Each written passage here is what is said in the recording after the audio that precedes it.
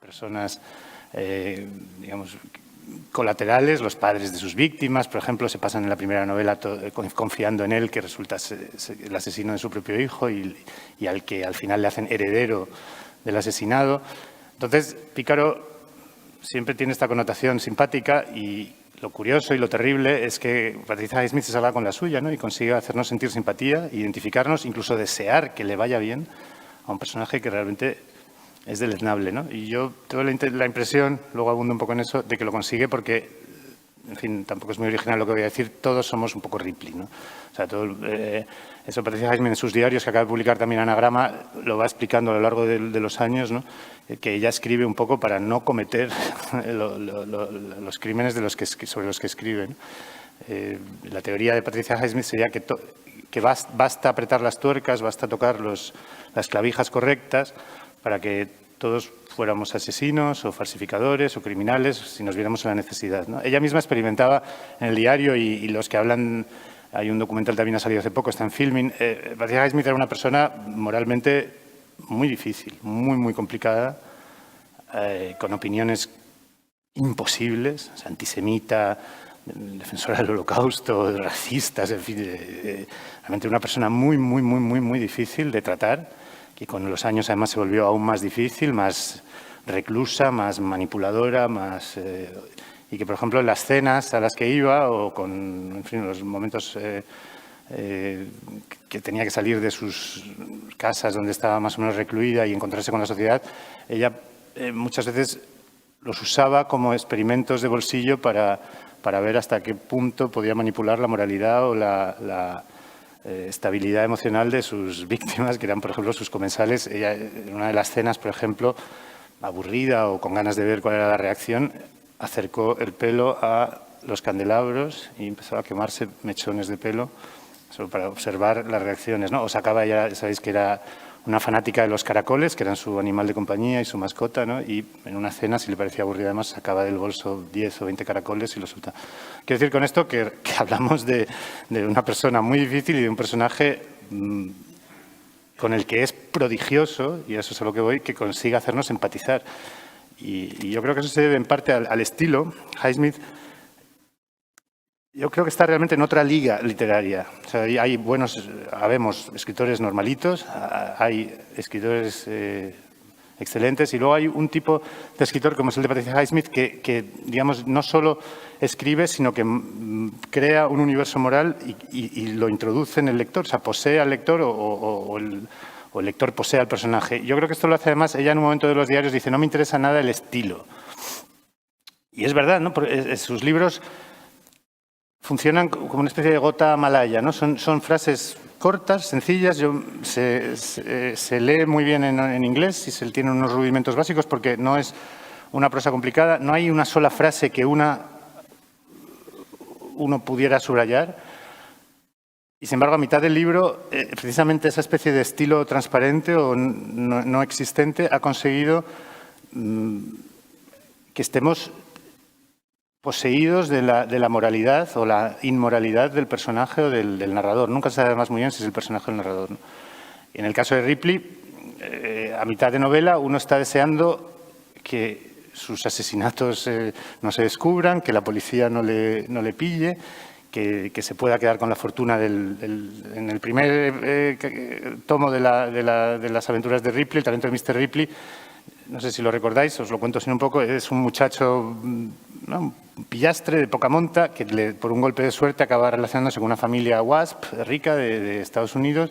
El hijo, que es el único heredero, que es un poquito tarambana, pero bueno, buen chaval, sí, un poco pijo, pero no para que merecer que le maten al pobre. Está pasando la vida, se está dando la gran vida en Italia, en el sur de Italia, ¿no? Y Ripley es un esquema que Highsmith toma de los embajadores de Henry James, ¿no? Ripley va enviado por el padre a convencerle de que vuelva a América y se deje de hacer tonterías y vuelva a América a seguir con su carrera y sus estudios y demás, ¿no?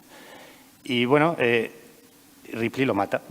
Se da cuenta en un momento dado que para seguir disfrutando de la vida dorada que lleva este chico, la única manera es suplantar su identidad y cargárselo, ¿no? Y luego además se carga ya de paso también a un amigo de la víctima que pasaba por allí y que le ha descubierto.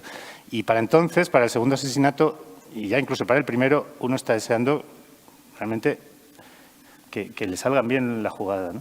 Eso es terrible, ¿no? Sobre todo en el primer tomo es terrible, pero todavía tiene mérito, o sea, menos mérito, en el sentido de que el resentimiento de clase, Ripley es un chico del pueblo, los americanos, estos WASP, en fin, todavía se puede comprender que uno desee que a un pillastre le vaya bien y le salgan bien las cosas. El chico realmente tiene sensibilidad, se merece de alguna manera pues llevar esa vida que va a disfrutar más que el chico al que asesina, ¿no? Va a visitar las catedrales de Europa, va a escuchar conciertos de jazz en los mejores bares de todas las capitales, sabe distinguir una buena cena, un buen vino, en fin, uno es bastante indefendible, pero uno acaba pensando, bueno, oye, en fin, que no está mal que le vaya un poco bien a este pobre, pero luego es que consigue, que eso ya es más indefendible aún, en los siguientes tomos Ripley lo reencontramos en la madurez, viviendo una vida totalmente aburguesada, en una casa estupenda de las afueras de París, con una mujer totalmente inmoral y un poquito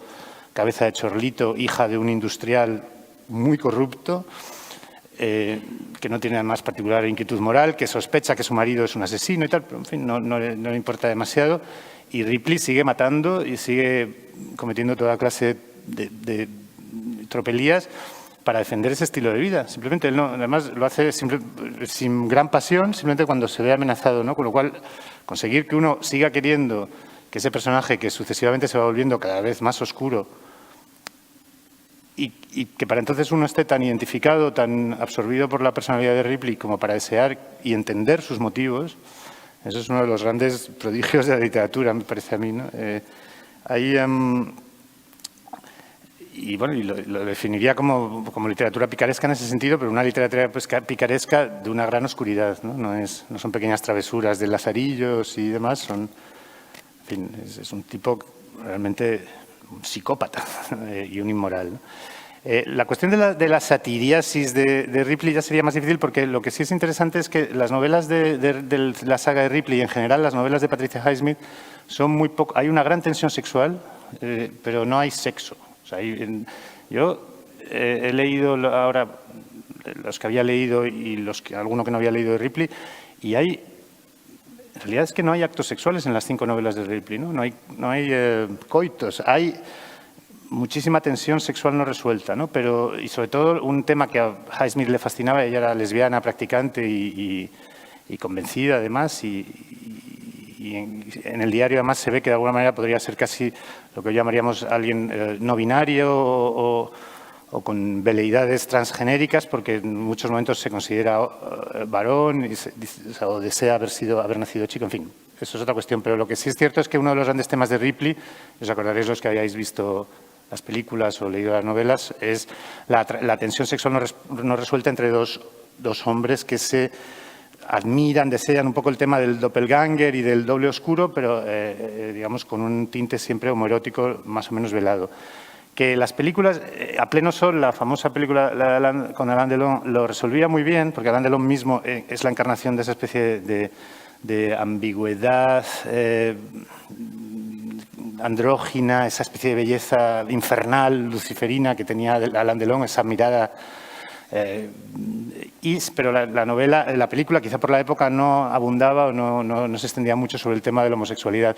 La siguiente película, El talento de Mr. Ripley, la de Anthony Minghella, que es una buena película, pero cometía un error, para mí, garrafal, que era explicitar esa tensión que en la novela, ni en las novelas de Ripley, se explicita nunca. En Extraños en un tren, también os acordáis, Extraños en un tren, hay claramente tensión sexual y deseo y odio entre los dos personajes masculinos, pero nunca nadie lo menciona, ni Farley Granger, ni nada. Minghella, haciéndose el moderno, yo creo que se vuelve más antiguo en realidad, porque en la película sí hay una escena en la que explícitamente se ve a Ripley, un Ripley mucho menos...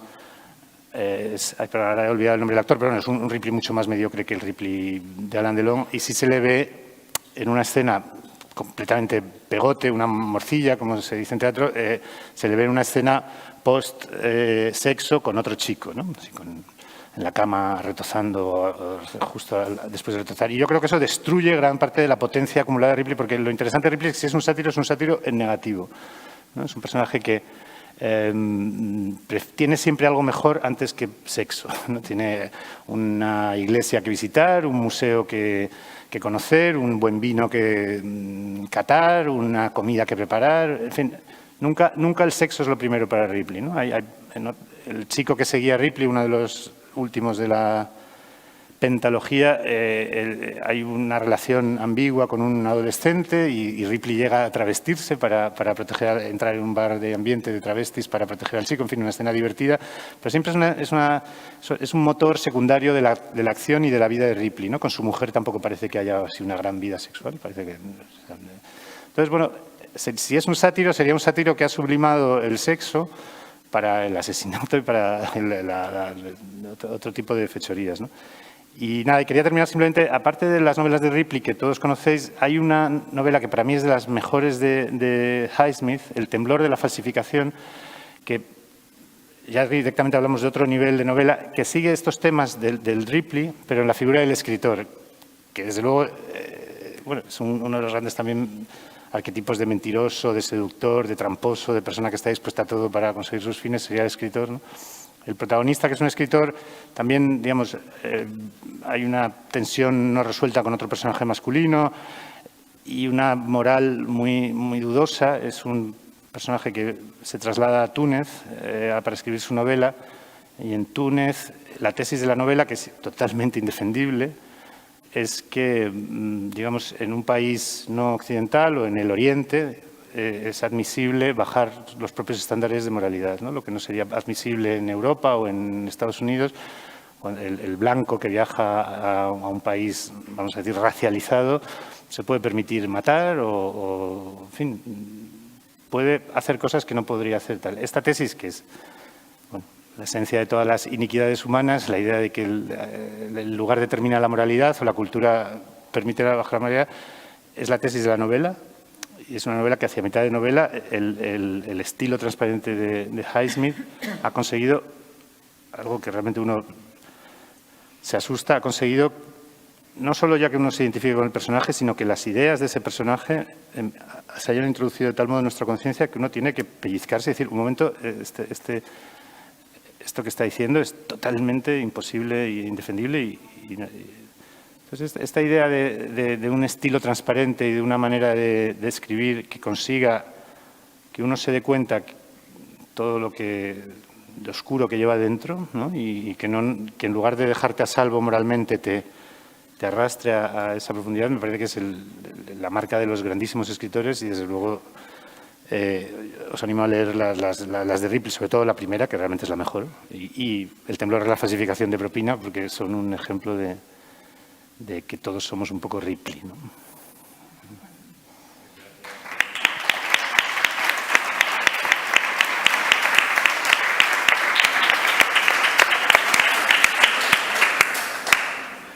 Bueno, todos somos Ripley. No sé si todos quisiéramos ser los personajes de Soderlos de Laclos del que vamos a hablar.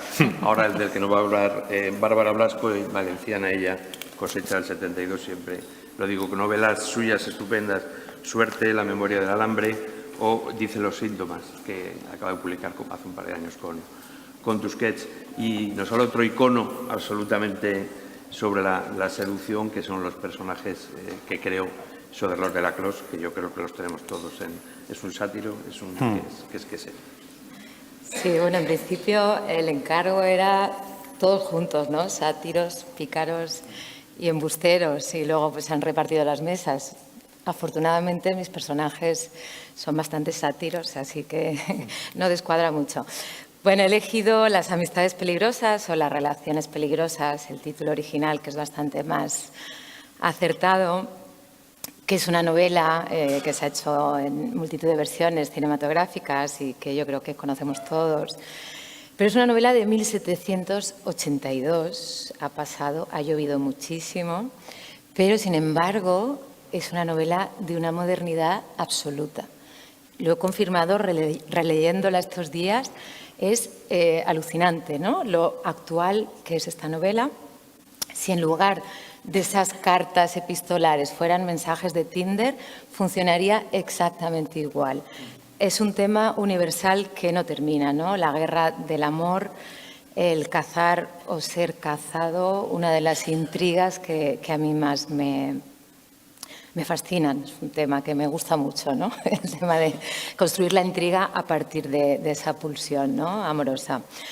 La he elegido sobre todo también porque no es fácil encontrar, como venimos demostrando, ¿no?, estos días, no es fácil encontrar personajes femeninos, pícaras, embusteras o sátiras. Y claro que las hay, claro que las hay. Aquí tenemos a esta marquesa, ¿no? Pero parece este tipo de personajes que nos resultan, que son claramente moralmente dudosos, pero que sin embargo pues no son divertidos, nos ponemos de parte de ellos, ¿no? Incluso de Ripley, que es increíble. Con el tratamiento de los personajes femeninos esto ha sido mucho más escaso y mucho más difícil, ¿no?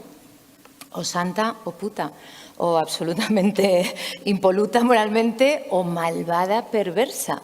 No hay muchos personajes, pues eso, un poquito de moral distraída y además que nos caigan bien, ¿no?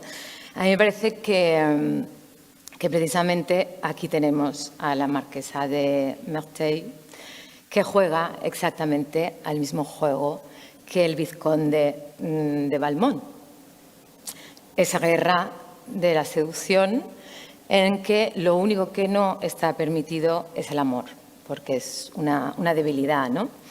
Y no solo juega el mismo juego, sino que además es ella la que de alguna manera lleva las riendas, la que impulsa siempre la acción. Tiene, es verdad, una posición depredadora tradicionalmente masculina, pero que funciona muy bien, ¿no? No sé si recordaréis la trama, pero todo empieza porque la marquesa de Merteuil le escribe al vizconde, a Valmont, para pedirle que seduzca a la señorita Volanges porque se va a casar, mejor dicho, con un examante y ella no le viene bien. Está celosa y quiere vengarse, no quiere controlar. Pero Valmont está muy ocupado tratando de seducir a la maravillosa Madame de Tourmel, que le tiene fascinado porque es muy virtuosa. Bueno, y a partir de aquí pues se lía todo esto, ¿no? Hay que decir que Choderlos fue un gran feminista en 1782. Fue un padre responsable que se ocupaba mucho de sus hijos e incluso pues, acudió a algún seminario por la emancipación de la mujer. O sea, estuvo muy implicado en que la mujer debía trabajar, debía ganarse la vida y era igual al hombre, ¿no? Entonces, echa un poco abajo el tópico del contexto de una época, 1782, ¿eh? Yo soy súper umbraliana, me encanta la prosa de Umbral, como a mucha gente, pero es verdad que no deja de sorprenderme el tratamiento, por ejemplo, que le da Umbral a la mujer, ¿no? Que parece un personaje mitológico absolutamente misterioso y llega incluso a compararla en un pasaje hermosísimo, la compara con una cabra. La mujer y la cabra, ¿no? Entonces es bastante alucinante. Quiero decir que no todo depende del contexto, que hay gente que ha tenido esta visión, ¿no?, antes y que ha hablado de igualdad y que ha tratado los personajes así. Me gusta esta novela también porque enlaza, creo, aunque evidentemente no es una novela picaresca, pero sí que me parece que enlaza con algunas características de la novela picaresca española.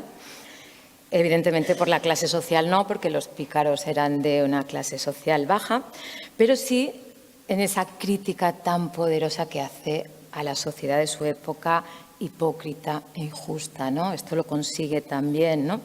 Y también a que hay también al final cierto castigo para todo aquel que de alguna manera escapa a las normas sociales imperantes en ese momento. Y también esa mirada, yo creo, clarividente que tienen un poco los pícaros, los embusteros. Tengo la sensación de que ven, ¿no? Ven un poco esa hipocresía más tal vez que otro tipo de personajes. Hay también una poderosa metáfora social, ¿no? El 1782, estamos a muy pocos años de la Revolución Francesa y Choderlos ya les ha cortado la cabeza a todos estos aristócratas, ya nos ha mostrado toda esa decadencia brutal de un sistema social que se tambalea ya, que no puede más, ¿no? Luego hay otra cosa también que creo, y es que que lo tenían fácil un poco por la forma en hacer literatura con esta época, ¿no? Y con este medio, porque no se podían decir las cosas entonces, ¿no? En la época cortesana, y entonces tenían que escribir. La carta era algo normal, un medio de comunicación muy habitual, y además cartas pues con un lenguaje muy engalanado, y debido a esa hipocresía social había que decir las cosas no directamente, es decir, empleando metáforas, ¿no? Entonces eso hace que a poco que se pusieran le saliera literatura, ¿no? Había todo un subtexto, que es lo que tiene que tener la literatura, ¿no? No lo que se dice solo literalmente. Así que creo que podemos agradecer un poco a la hipocresía que favorezca bastante la literatura. Se me ocurre que también que, por ejemplo, Buñuel, el deseo tan exacerbado de Buñuel en sus películas no sería igual si no hubiera vivido esa represión católica, ¿no? Está absolutamente ligado eso, es indisoluble. Moderna también esta novela en su estructura, porque lo que provoca son una serie de cartas escritas desde distintos personajes, ¿no? Y esto le da la ventaja del punto de vista múltiple, ¿no? No condiciona, no le dice al lector lo que tiene que pensar, cómo se tiene que posicionar moralmente, porque cada uno tiene sus razones, ¿no? Entonces es una forma muy estupenda, ¿no? de tratar al lector con respeto y como un adulto, me parece. Hoy más que nunca me parecen necesarias este tipo de historias, este tipo de planteamientos, porque parece que estamos cayendo, ¿no? Un poco en la identificación con los valores de los personajes. Entonces, todas las historias que estamos trayendo aquí de embusteros, sátiros, creo que cada día son más difíciles de construir, porque la gente castiga eso, no sé por qué. Identifica ya no solo la novela, el personaje con el autor, sino además el público con el personaje, ¿no? No voy a decir que me va a gustar porque ese personaje no es políticamente correcto, ¿no? Esto es un drama que estamos viviendo. Y a mí no deja de sorprenderme que es una paradoja, ¿no? En un momento en que en la esfera pública hay tan pocos valores que precisamente a la ficción se le estén pidiendo esa corrección política, esa moral impoluta, cuando lo bonito es precisamente, como decía Javier, ¿no? Como decía Jaime, lo hace. Todas las desfachateces que han de sus personajes probablemente la liberaron a ella de hacerlas, ¿no? Entonces está muy bien que en la ficción sea donde vivamos estas cosas, ¿no? Yo tengo un amigo, Antonio Tocornal, para que veáis un poco hasta qué punto llega esto, ¿no? Que escribió un libro, Bajamares, y le hicieron una crítica en Goodreads, le pusieron 3 estrellas. La nota máxima es 5, dice, la novela es espectacular, fantástica, decía la lectora, pero el personaje mata a un perro y yo con eso no puedo. Entonces dices, bueno, ¿qué está pasando, no? O sea, ¿qué está pasando? Evidentemente, la moral no está fuera de la literatura, pero ese tipo de asociaciones tan ramplonas y tan infantiles sí que debería un poco estar fuera, ¿no? Bueno, que es una maravilla leer a estos pícaros absolutamente actuales, a estos sátiros, a estos mentirosos, que nos enseñan un poco de dónde vienen esos instintos bajos y cómo gestionarlos o cómo comprenderlos y cómo poder identificarnos, ¿no? con todo lo que es humano, que nos atañe a todos, al fin y al cabo. Y ya está.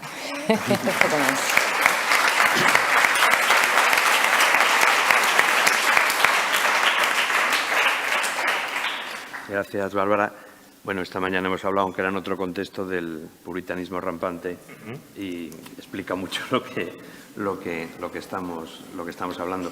Me ha recordado al hablar esta mujer mitad cabra, que sí que efectivamente no en la mitología grecolatina, pero en la mitología gallega, en las mitologías célticas, existen las cabuchas tolas, las cabras locas, que son muy célebres en toda Galicia.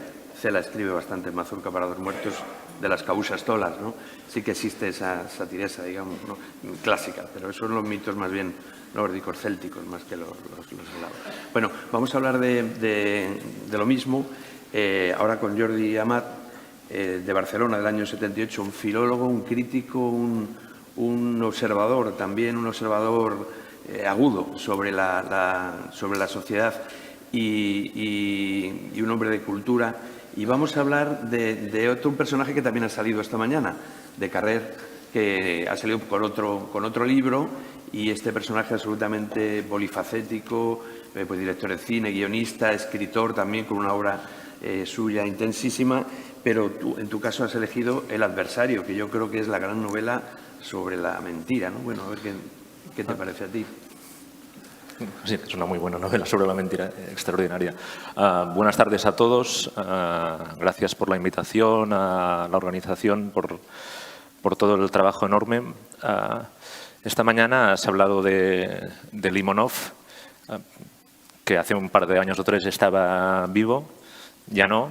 Diría que de los protagonistas de los que vamos a hablar durante estas sesiones, Jean-Claude Roman es el único que, si no hay una noticia de última hora, sigue viviendo en una abadía benedictina francesa.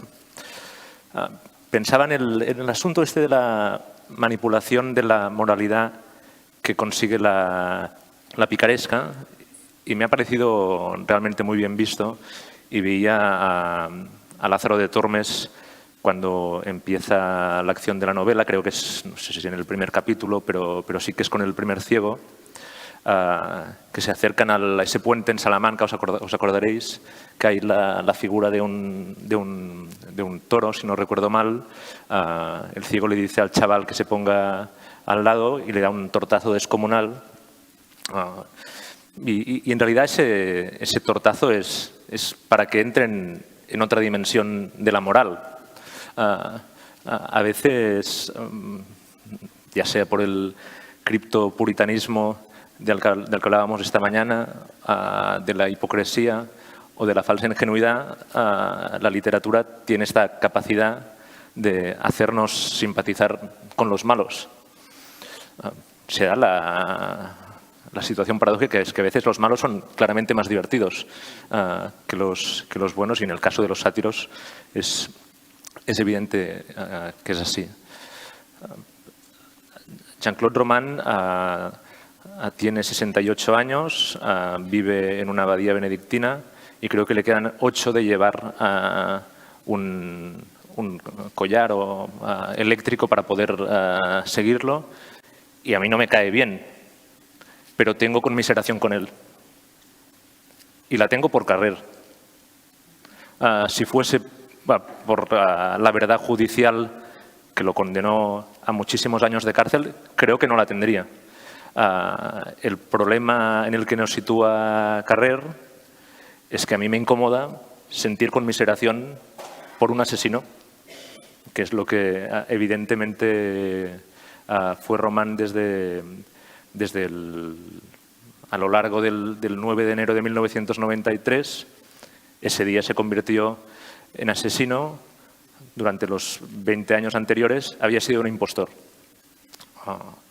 A mí lo que me pedía, más que el cuerpo, el coco, era situar a Roman entre los embusteros, porque esencialmente estuvo engañando años y años. El momento, el punto de inflexión en esa trayectoria de impostor no es algo tan excepcional. Él está estudiando medicina y creo que en segundo curso no se presenta a un examen, miente, y a partir de esa mentira yo era claramente repelente, y eso no me ocurrió. pero tenía cantidad de amigos de la universidad que mentían sistemáticamente a sus padres cuando suspendían, y me parece una estrategia de supervivencia bastante decente cuando sabes que no vas a terminar la carrera pero no quieres ponerte a trabajar. Tanto, papá, se ha aprobado. Todo sigue igual. Me parece un comportamiento típicamente pícaro. El asunto es cuando la impostura se convierte en algo constitutivo de tu vida, que es lo que inequívocamente le pasó a él, y no sé con qué intención lo hizo, porque Carrer tiene la virtud literaria y la ambigüedad moral de no explicitarlo. Descubrió Román que la única manera que tenía de conseguir a la mujer que quería era buscando la conmiseración, es decir, dándole pena. Y lo logró, es decir, él se convirtió en un pícaro penoso porque la pena era la garantía de poder tener lo que él deseaba, y así vivió durante bastantes años, hasta que no solo fue un embustero, sino que también tuvo que ser un mangante, porque mientras decía que estaba trabajando en la OMS en Ginebra, y sabemos que era mentira, de algún lugar tenía que salir la pasta, y básicamente el dinero lo sableaba a su suegro, a sus padres, y estuvo manteniendo en parte a la familia, que cada mañana estaban convencidos de que cogía el coche, cruzaba la frontera, porque lo hacía, aparcaba en el aparcamiento de la OMS porque lo hacía, de que entraba a trabajar y efectivamente trabajaba y no. Y por culpa de Carrer, lo que objetivamente es una impostura intolerable, yo no puedo dejar de pensar que pobre hombre. ¿Pero era un pobre hombre? Yo no tengo... objetivamente no lo es. Pero la manipulación moral de Román con los suyos tiene algo muy parecido a la manipulación moral del narrador del adversario con nosotros, porque lo que en teoría sería objetivo está claro que no lo es. Y yo creo que Román, por las fotos que he visto y por cómo lo describe Carrer, es el antisátiro. Yo creo que tiene una capacidad de seducción bastante bajo cero.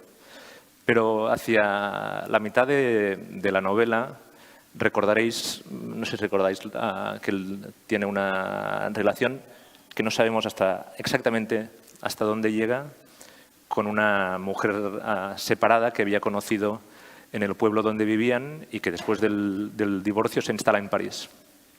En el pueblo hay muchos rumores sobre si ha vivido infidelidades. Como el marido se queda en el pueblo, la mala de la película es ella. Es que la consideran algo sátira, excesivamente. Que no, incluso eso sería condenado. El matrimonio Román la visita en París, van a cenar, ella está muy contenta de que alguien del pueblo que querría olvidar, pero donde ha sido condenada, pues, la vean y tal. Y al cabo de una semana, inesperadamente, el mangante, el pícaro, el impostor, le manda un ramo de flores y la invita a cenar. Y no la invita a un restaurante cualquiera, sino a un bistro carísimo. Ella queda muy sorprendida y él le sigue vendiendo la moto. La moto que es un científico de relativo éxito, y por entonces, según nos dice Carrer, lo que él piensa que será el final de su historia de impostura será el suicidio, que yo creo que era el final más imaginable de la vida, no del protagonista, no del personaje, sino de la persona, que es personaje y es protagonista, pero que es persona, y sea por cobardía, porque no encuentra el momento, porque tiene la esperanza de que tal vez algún día podrá decir la verdad y no pasará nada, no se suicida. Y es muy interesante cómo la posibilidad de ser un sátiro es de las últimas en las que él cree que hay una esperanza para redimirse.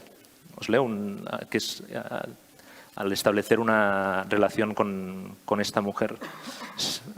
La última posibilidad de redimirse como impostor es ser un sátiro que, al ser frustrado, lo condena definitivamente. Os leo un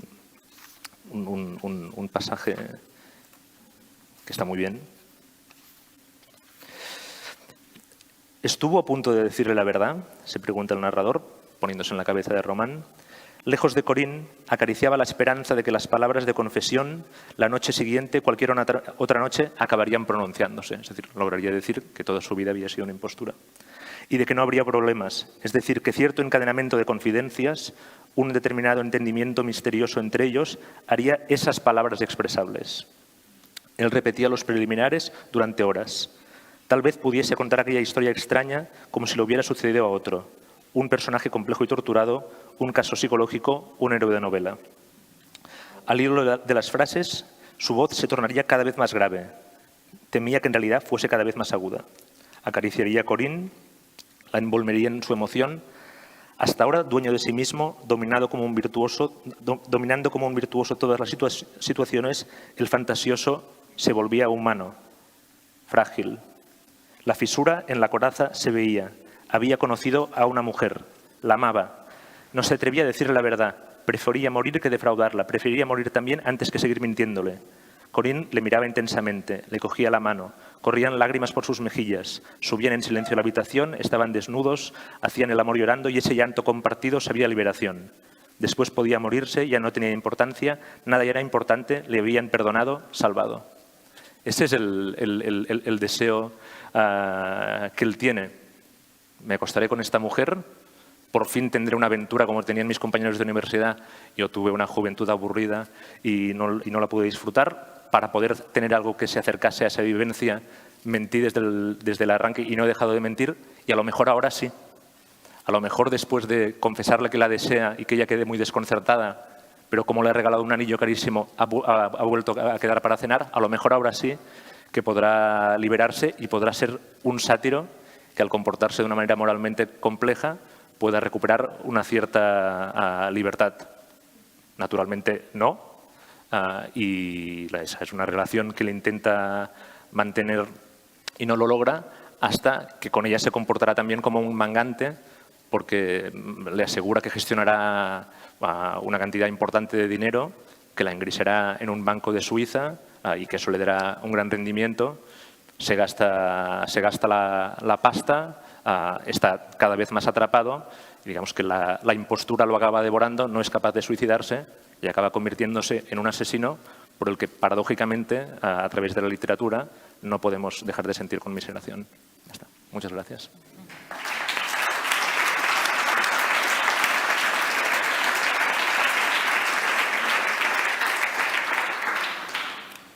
Bueno, vamos a acercarnos ahora con Raquel Taranilla, Barcelona, 1981, novelista también de éxito.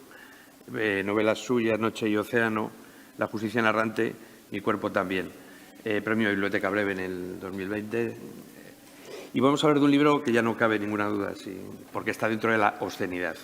Eso es lo que ya así lo calificó el Pulitzer, porque luego el libro de él dijo que estaba sobrescrito, que era un libro ilegible, todo para decir que no podían dar un premio a un libro obsceno, que es lo que realmente les echó para atrás, ¿no?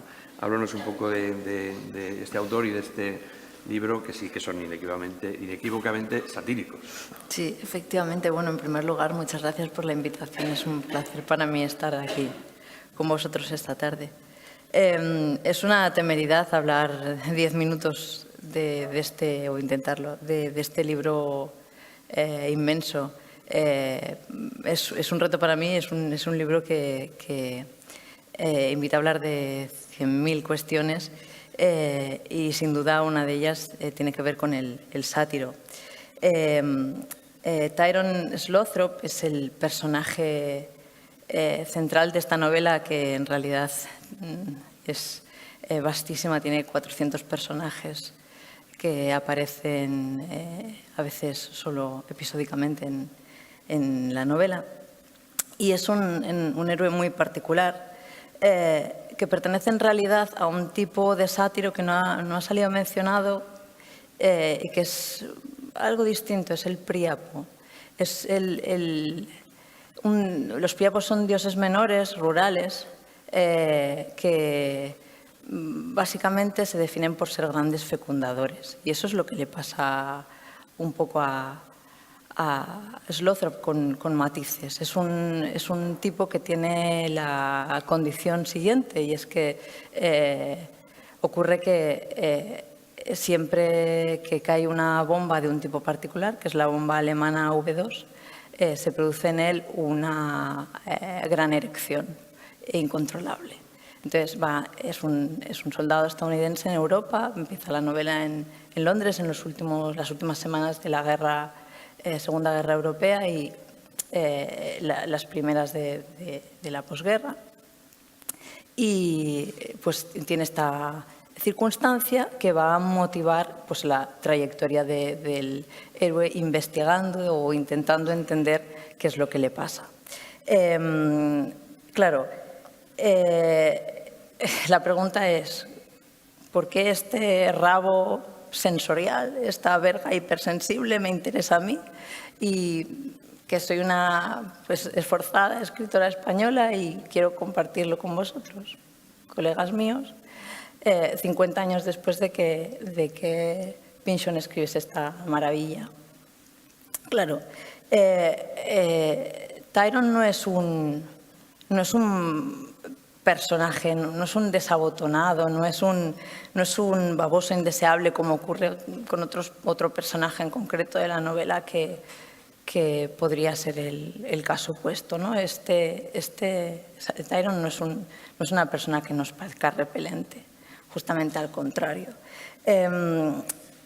Contra ese desabotonado basta hacer como dice Pynchon en la novela, que es llamar a la policía, pero es que contra el talante de Slothrop no cabe la policía, en realidad no cabe nada, más que la investigación casi propia, que sin duda va a llevar a la paranoia.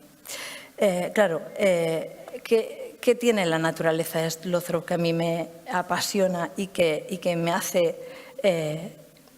pensar esta novela como algo que está vigente y que en realidad nos está apelando a los europeos y que en mi opinión no acaba de tener respuesta porque no es fácil en realidad el turno, la intervención de Pynchon, y nosotros yo creo que deberíamos tomarnos tiempo en pensar cuál va a ser la réplica que le propongamos.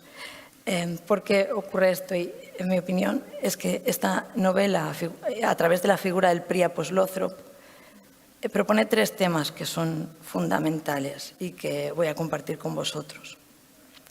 El primero de ellos tiene que ver con el sexo, el segundo con la corporación, con la gran empresa, y el tercero tiene que ver con la propia Europa y su desgracia. Ocurre que, voy a empezar por el sexo, Pynchon contradice a través de la figura de Slothrop cuestiones sobre la sexualidad que a mí me parece que empiezan a estar en franca decadencia, que empiezan a oler a muerto. Para empezar, el mito del sexo como espacio donde actúan fuerzas normativizadoras. Le podemos poner a normalizadoras, normativizadoras, todos los sufijos que queramos, y el caso es hacer palabras larguísimas. Esta es una cuestión que hemos debatido en Europa y seguimos debatiendo, y que nosotros como escritores, como escritoras, pues bueno, podemos empezar a considerar, que es mi propuesta aquí, algo caducas. La segunda tiene que ver con la sexualidad como campo de la transgresión, como una práctica liberalísima. Bueno, vale, sí, ya, pero ya aburre, ¿no? Ya hemos dicho muchas veces que follando pues somos más libres que nadie y rompemos todos aquellos corsés que nos pone la sociedad. Pero bueno, vamos a ir un poco más allá. Y decir eso es fácil. Lo que hace Pynchon es proponerlo con un personaje. Y hace 2 preguntas que son claramente sensacionales. La primera es, ¿qué pasaría si yo os cuento de este personaje que siente un deseo, que siente erecciones y que se da al fornicio no como un acto de libertad, aunque él en algún caso pudiera pensar que sí, sino como una reacción, como un reflejo condicionado a un tipo de plástico, el imipolex, lo llama él, el imipolex G, con el que está investigando una compañía, una empresa, ¿no? Está investigando en secreto. ¿Qué pasaría si follásemos como reacción obligada a un plástico que corre por ahí, corre por el mundo, quizá en cohetes, ¿no? Que es lo que ocurre, supuestamente, en la novela. Eso es lo que le pasa a Slothrop y lo que le pasa también a su réplica femenina en la novela, que es un personaje que se llama Greta o Margarita y que se pone un traje de imipolex y siente una lujuria desenfrenada, ¿no? Es lo mejor que le ha pasado en la vida. Claro, el plástico es el motor del camino que lleva a cabo el héroe, el camino para reconocer su propia historia o para inventársela quizá, ¿no? Luego hablaré un poco más sobre esto.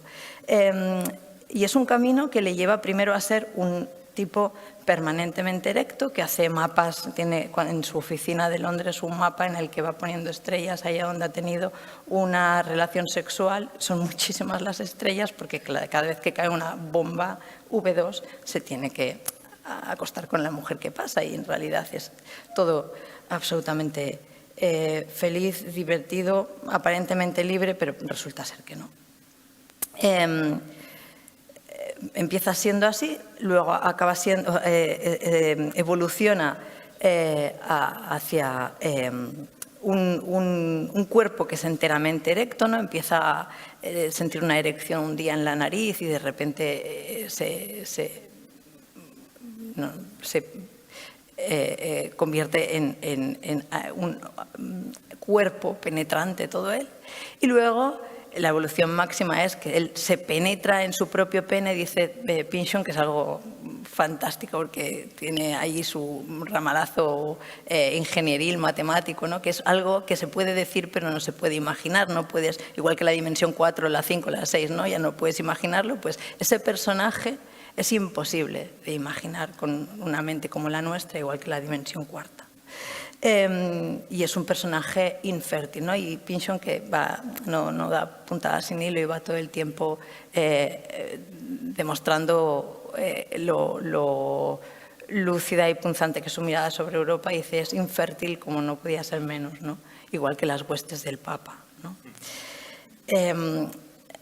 Esa es la primera pregunta, ¿no?, que hace Pynchon acerca del sexo, es ¿y si nos pusiésemos cachondos porque hay plástico de determinado tipo? La segunda es ¿y si? Y es duro lo que planteé, claro, todo está contado de coña y parece, pero es realmente crudo. ¿Y si la guerra fuese en realidad la lujuria desatada que sentimos todos hacia el cohete? ¿Hasta qué punto podemos hacer los europeos poetización de nuestra historia utilizando estas metáforas, ¿no? El cohete como gran verga que cae atravesando el cielo, ¿no?, como una virgen dice Pynchon, de traje azul, o sobre la tierra, que es un valle húmedo y verde.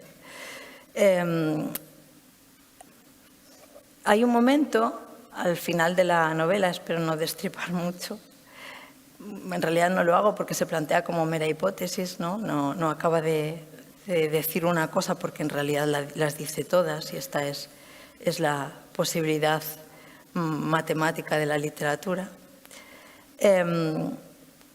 Dice que en realidad nunca hubo esa empresa que experimenta con el cuerpo de Slothrop, que en realidad, esto es una teoría que lanza un psicoanalista,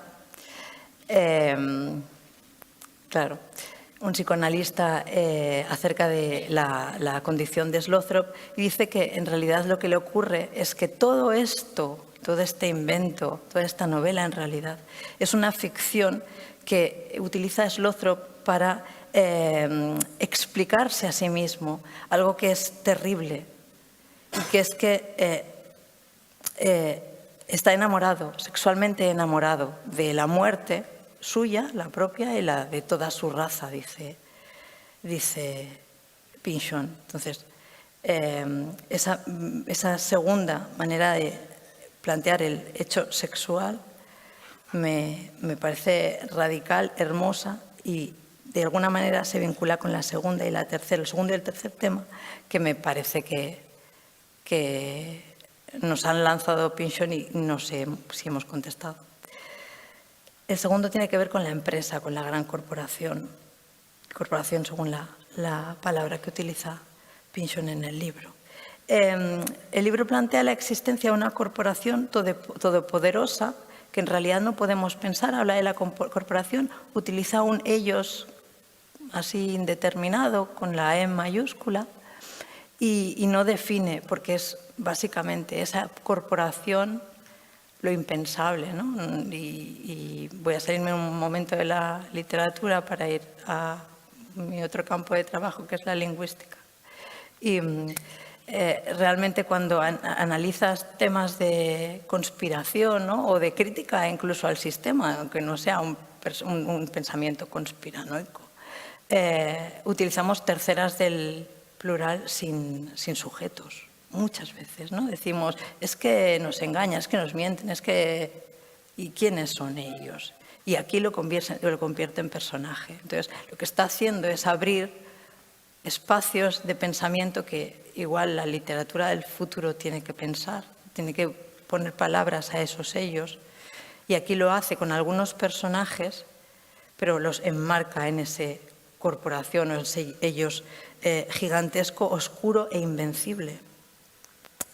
Claro, la explicación que Slothrop va encontrando en el camino es que su padre le dio a una corporación que experimentaba con plásticos, y entonces le hicieron algo de pequeño que hizo que de mayor tenga esta reacción. Esa es una posibilidad, ¿no? Y él se explica a sí mismo su...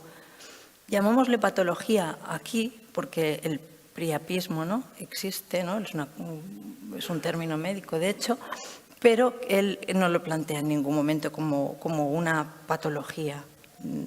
Simplemente es su condición, que es la palabra que he preferido utilizar durante esta charla. Claro, la corporación ha transformado su cuerpo y entonces surge la pregunta, ¿y cómo es esa corporación?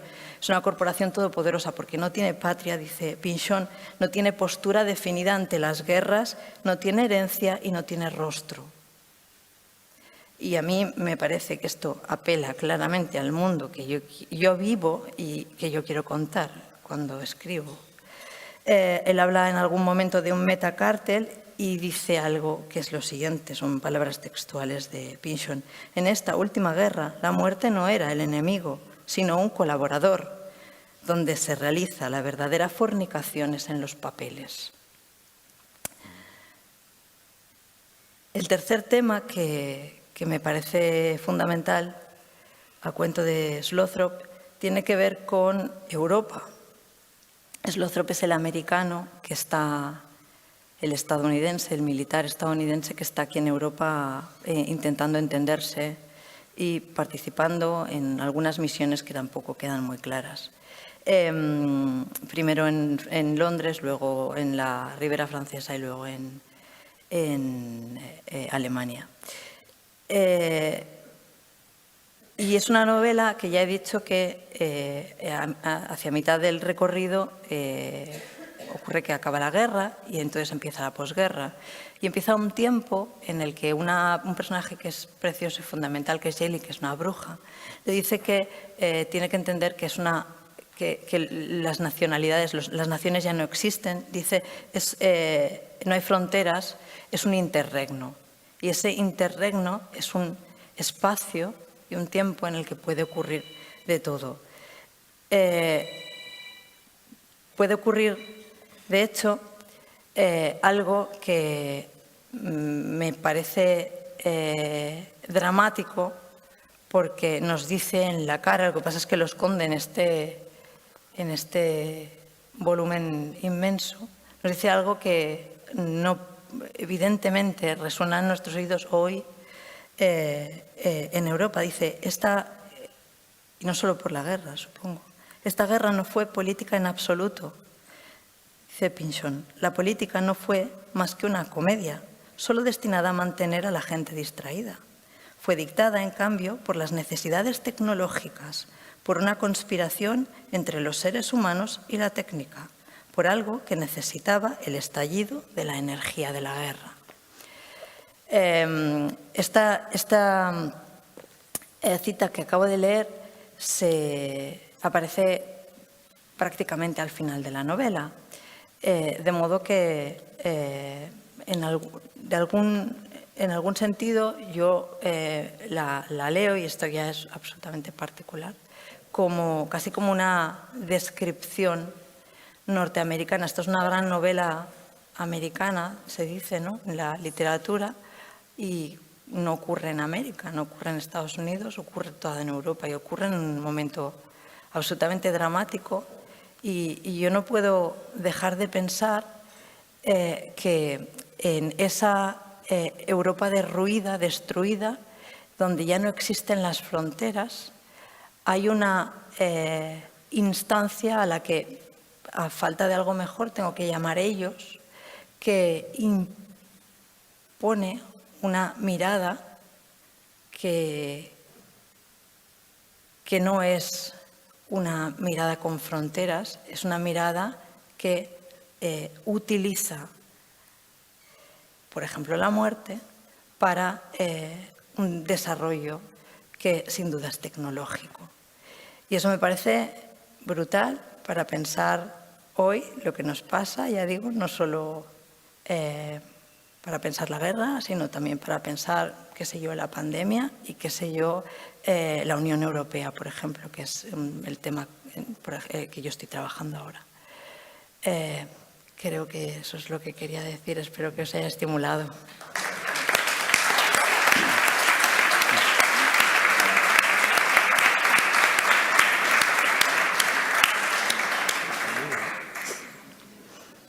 Bueno, pues vamos terminando esta mesa hablando un poco también de mitología, de un personaje casi mitológico, de Gonzalo García Pelayo, mitológico por muchas cosas, musicales, que tienen que ver con el cine. Yo nunca me olvidaré de la creación de Triana, que creo que es un mito para todos nosotros. Y bueno, antes de esto habíamos hablado que aunque vamos a hablar de Harry, y ya que hemos mencionado a Umbral, en algún momento hablaríamos de Tu coño. No que te hayas cambiado de sexo todavía, pienso, pero sino de la película que acabas de estrenar, Tu coño, y que va a ir también en formato de libro, porque al final es un libro también que está hablando de todo lo que llevamos hablando aquí un poco. Cuéntanos, aunque dejemos a Harry para la segunda parte. Sí, en este marco de diferentes aspectos, digamos, de gente de mal vivir, y en el aspecto de los sátiros, comentaba con Carlos de que hace 10 días he terminado una película, se ha acabado de ecualizar, de etalonar, como dicen los técnicos, etcétera, y se está estrenando ya. Se llama Tu coño, va a salir un libro con toda la parte literaria, que es muchas décimas, fundamentalmente, décimas satíricas, y tiene algo que ver quizás con esta temática. Cuando hablamos de venir aquí a hablar, pues vamos a hablar meramente del libro de Harry, fundamentalmente de la picaresca, ¿no? Pero si hoy estamos con los sátiros, digo, bueno, pues mira, alguna relación puede tener. Hoy mismo se está estrenando, ahora mismo, en este momento está pasando en el Reina Sofía, en el Museo Reina Sofía, otra película mía clasificada X. ¿Por qué en el Reina Sofía? Porque se iban a pasar las 10 películas que he hecho en el año pasado en la Cineteca del Matadero, en Madrid. Pero había 2 películas, una ya con la X, que es la que se está pasando esta tarde, y otra que posiblemente será X, que es esta de Tu coño. Entonces, ninguna de las 2 películas podía pasar en esas pantallas. El problema que hay ahora mismo en la situación de la calificación que se hace en España es que una película X solamente pueden salir en salas X y no hay salas X. Con lo cual, prácticamente es una censura completa. Pero, afortunadamente, el museo, que no tiene ningún tipo de restricción, lógicamente y afortunadamente, es decir, no prohíbe la ninguna Venus, ni prohíben ninguna cosa de Botticelli, ni prohíben ninguna cosa de Goya, pues acoge las dos películas. En este momento se está dando, así se rodó Carne Quebrada, que es una película dada originalmente X, y ya se ha dado y se vuelve a repetir el día 29 Tu Coño. Un poco por hablar de algo que tenga que ver un poco con el tema de hoy del sátiro, ¿no? O sea, un poco de... Pero en fin, podemos hablar también de otros elementos, ¿no? Ya digo que el encaje un poco sería de que estamos preparando el libro con todos los elementos literarios, que son muchos, los que, además, digamos, de la parte absolutamente erótica, incluso porno de Tu Coño, añade pues otro tipo de capas, ¿no? La capa literaria, la capa de música del siglo XVIII, una serie de circunstancias que hace una película, digamos, con diferentes sentidos y diferentes capas, como estoy diciendo, ¿no? Al final es una tradición satírica, pero en el sentido satírico del sátiro, o sea, en el sentido sexual, no solamente del humor, muy antiguo. De Cádiz, las décimas que estamos hablando son composiciones que ya se hacían Quevedo, Góngora. O sea, tiene una tradición antiquísima. Sí, la persona que ha escrito esto, yo no soy el autor de esa parte, digamos, literaria, ¿no? Yo encargo. De todo lo que hablamos hoy, fundamentalmente yo he hecho los encargos. Es decir, no son cosas que la gente haya escrito y me hayan dicho lo publica, sino como editor he encargado a fulano que haga un libro de su vida. A Mengano exactamente lo mismo. Y en este caso, a un autor de Cádiz que tú conoces, Fernando, está un poco imbuido por el espíritu de Cádiz, ha escrito un libro sobre el propio Carnaval de Cádiz.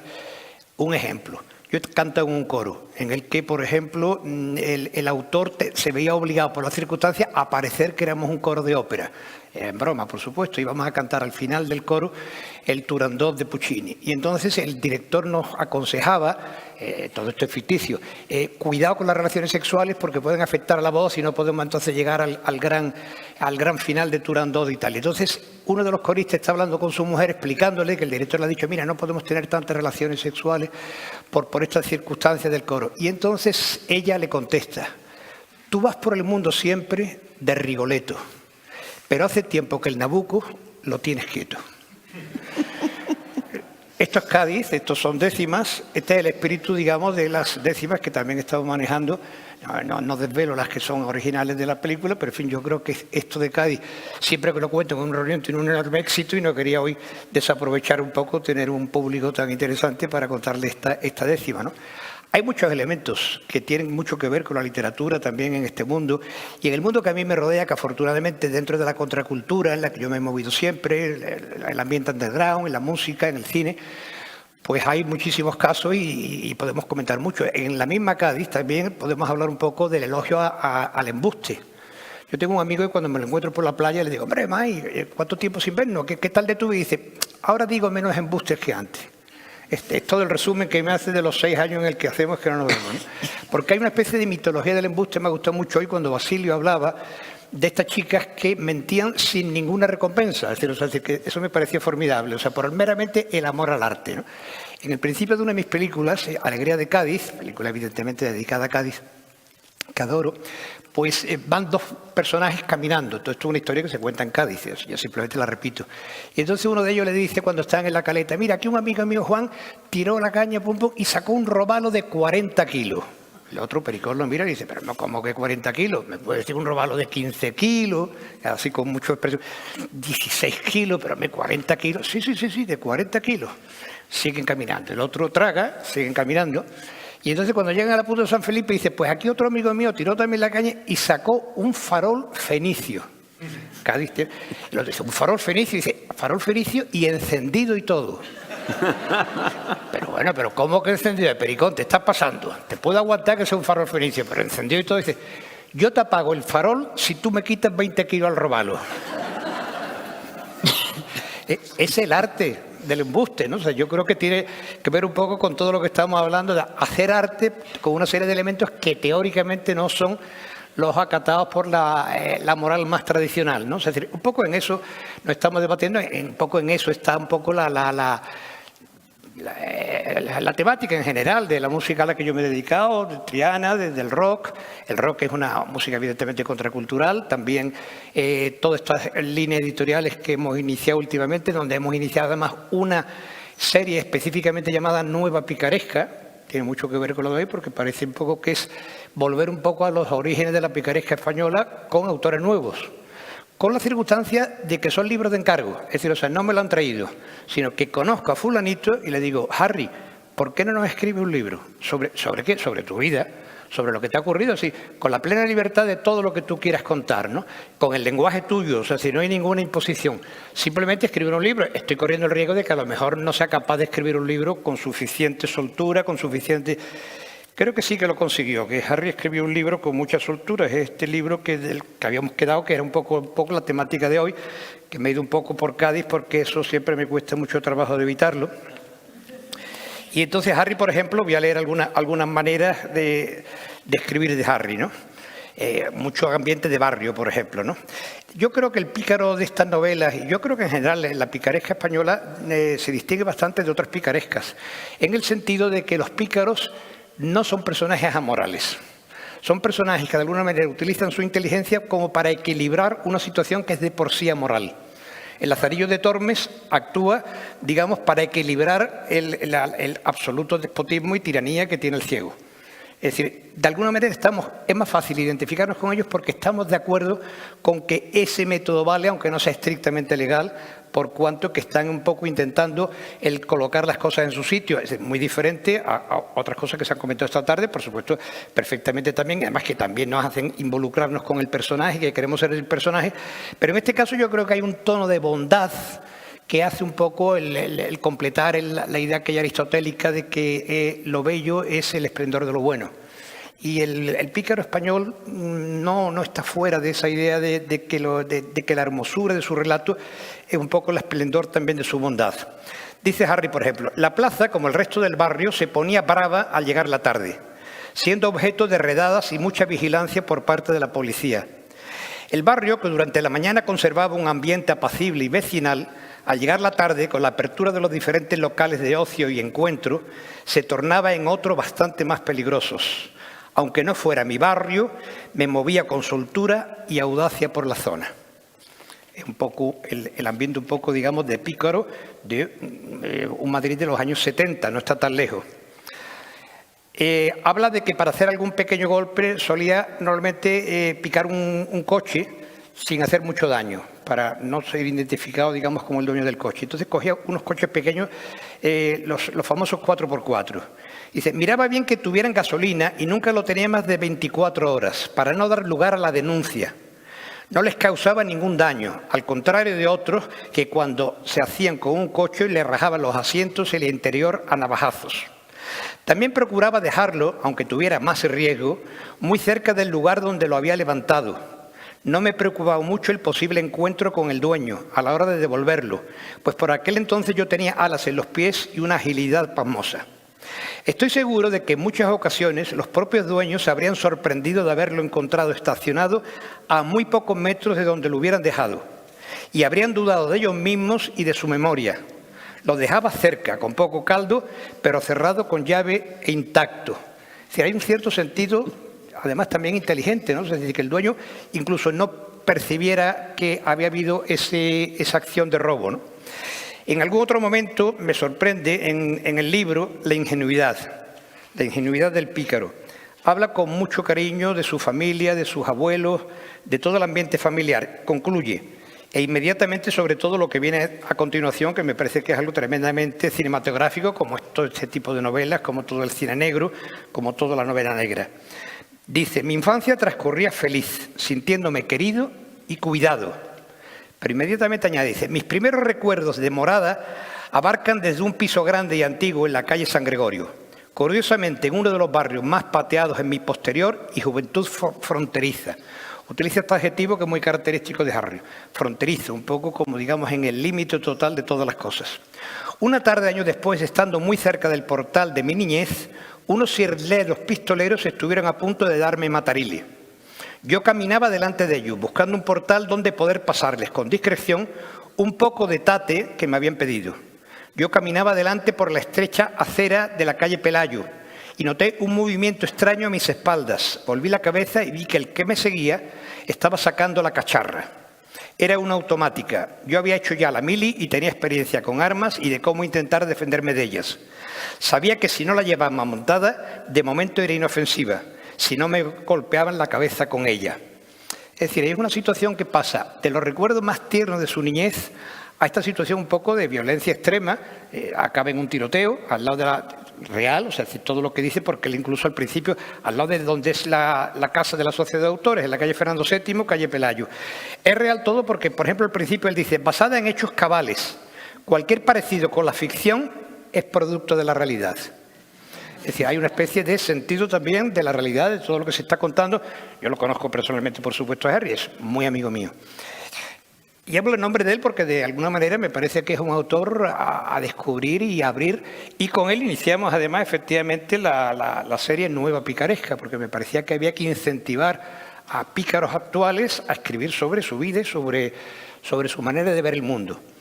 De otra manera también mi hermano Javier decía, no, yo no escribo sobre mi vida si no tengo un adelanto. La editorial le dije, bueno, pues te damos el adelanto, pero escribe por fin de tu vida, porque había escrito algunas partes que le había gustado mucho a la gente. Escribió un libro sobre toda su relación con la música desde el punto de vista de manager de grupo, manager también de conciertos, ha trabajado desde descubridor de Triana, que tú me has comentado, descubridor de Triana, Medina Zahara, todo el rock andaluz, pero también con los músicos internacionales, con Mr. Brown, como le llamaba, con James Brown, y acaba la primera parte del libro, que es la que se ha editado, ahora una segunda parte, y era de una picaresca, en este caso, todavía más suave y más divertida incluso, ¿no?, que la que he leído hasta ahora. Y acaba el libro con un concierto de Michael Jackson en Barcelona, en el campo del Barcelona, con un final sorprendente, casi milagroso, porque es una cosa en la que se le va a caer todo el edificio, no pueden cumplir contrato, una serie de cosas problemáticas, y aparecen de pronto unos ángeles de testigos de Jehová que le arreglan absolutamente todo el problema, ¿no? Con lo cual ven a ver un poco pues, el mundo maravilloso de Buster Keaton, en el que una dificultad se resuelve con otra dificultad que nada tenía que ver con ella, pero que resuelven perfectamente las cosas. En este libro mi hermano tiene también ese sentido un poco de Cádiz, de la frase brillante. Recuerdo algunas que en fin, he aprendido de memoria porque además son mucho la cosa cotidiana en mi familia. Por ejemplo, dice, en mi carrera de manager pues recorrí aproximadamente 2 millones de kilómetros a una media de 2 porros por hora. Son libros, tanto el de Harry como el de Javier, que tienen mucho que ver también con el mundo de la droga blanda, de la injusticia, de la no legalización de algo que incluso ya está aceptado como parte medicinal. Yo no tengo nada que ver con eso, pero la verdad es que mi hermano Javier ha fumado por mí y por él de sobra, más que lo que hubiéramos fumado los dos si yo también me hubiera dedicado a ello, y de alguna manera es parte de su vida, como yo creo que muchísimas cosas de la literatura es parte de la vida de muchos autores, el vino. Hay una cuestión con el alcohol que parece que es indisoluble, Hemingway, en fin, mucha gente tiene... Bueno, pues yo creo que ahora mismo hay una generación en la que de alguna manera lo que representa eso es un poco el consumo fundamentalmente del cannabis, ¿no? Sin acercarse mucho a drogas que ya tienen otras complicaciones. Javier tiene también una frase sacada de un músico amigo nuestro también, Silvio Melgarejo, que tiene yo creo que una rotundidad tremenda con la que ya quiero terminar, que es que no dejemos que toda una vida de fracaso se estropee por un éxito de mierda.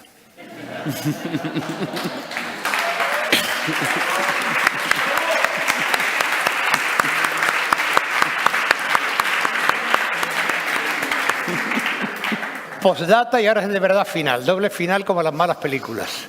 Añade también un personaje. Procuremos que el fracaso no nos se nos suba a la cabeza.